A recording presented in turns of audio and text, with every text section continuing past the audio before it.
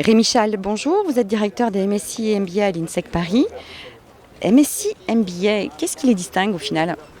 C'est vrai que c'est un peu la jungle des appellations ces derniers temps parce qu'on distingue parfois le master, du master avec un E, du MSI, du MBA, du Master of Arts parfois. Enfin bref, on a parfois du mal à s'y retrouver dans ces différents acronymes. Ce qu'il est certain, c'est que les MSI et MBA sont des diplômes de niveau Bac+5, qui sont des diplômes, à la différence peut-être des masters universitaires ou dispensés par les grandes écoles, comme c'est le cas aussi à l'INSEC, plus professionnalisants, puisqu'on a un temps très court, on a les étudiants pour 6 mois de temps académique, puis une expérience professionnelle en entreprise. Donc on est dans des programmes qui sont très professionnalisant. Ça, c'est le point commun de ces appellations MSI, MBA ou Master spécialisé.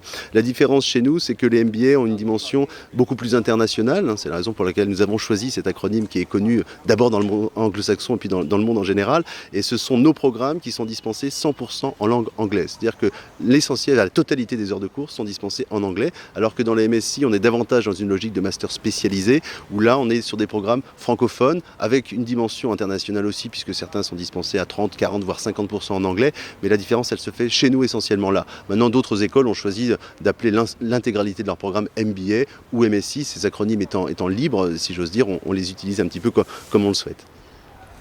Vous avez des filières d'ordre généraliste sur le management, mais vous avez pris 3 axes de développement que sont le luxe, le vin et le digital, en période plutôt compliquée. Pourquoi ça marche?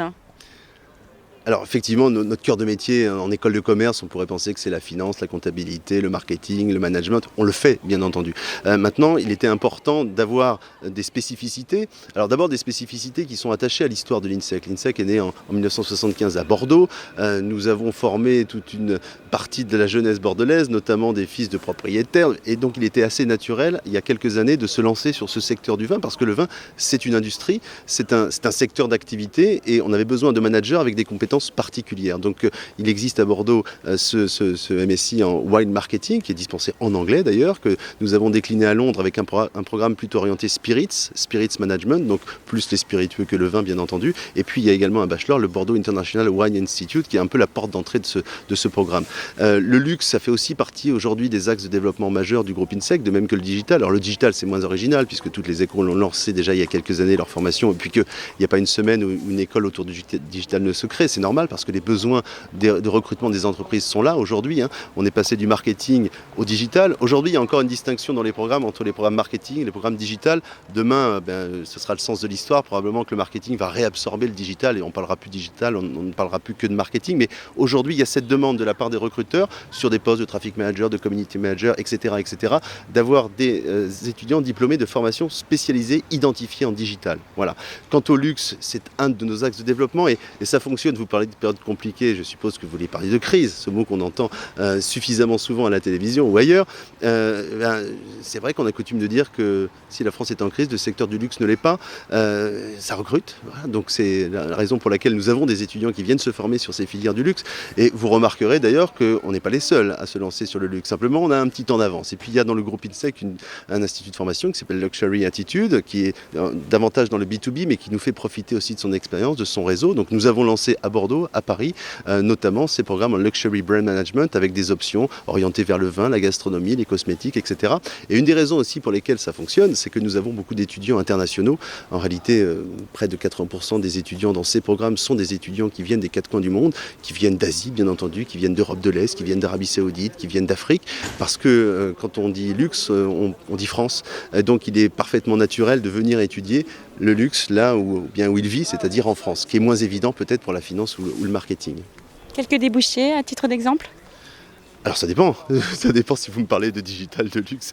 Eh bien, sur le luxe, c'est à peu près tous les secteurs qu'on peut imaginer. Quand on pense luxe, on pense les grandes maisons de couture d'abord. Bien sûr, on a des étudiants qui vont se diriger vers ces filières-là, aussi bien pour travailler sur des postes de chef de projet, de chef de produit, qui vont travailler dans la communication, dans le marketing, puisque l'univers du luxe, c'est un ensemble de métiers qui peuvent y être exercés. Mais le luxe, c'est aussi l'automobile, le luxe, c'est aussi le tourisme, c'est l'hospitality management, management, comme on dit, c'est les grandes stations de ski aussi, puisque nous sommes présents à Chambéry et on a des étudiants qui travaillent à Courchevel, voilà, ça peut faire rêver. Et le luxe, c'est les jets privés. Bref, c'est tout un éventail de métiers, de secteurs d'activité dans lesquels on a besoin aujourd'hui de recruter des gens qui ont d'abord un attachement particulier au luxe. Mais quand je dis luxe, c'est aussi l'art de vivre, c'est la culture. Hein. On a des programmes culturels qui sont aussi entrecroisés. Aujourd'hui, il n'y a pas une grande maison qui n'a pas une fondation d'art contemporain, par exemple. Ça aussi, c'est quelque chose qu'on peut rattacher au secteur du luxe. Et il y a un code du luxe, il y a un langage du luxe, il y a des choses que l'on doit maîtriser. Au-delà des aspects simplement techniques,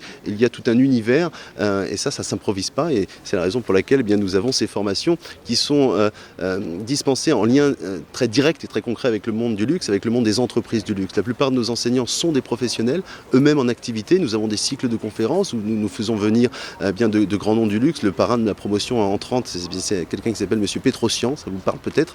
Voilà, donc il y a ces connexions, elles sont indispensables pour que nos étudiants trouvent un job, trouvent un stage d'abord, et puis ensuite trouvent leur premier emploi en France ou à l'international. Rémi Chahal, merci.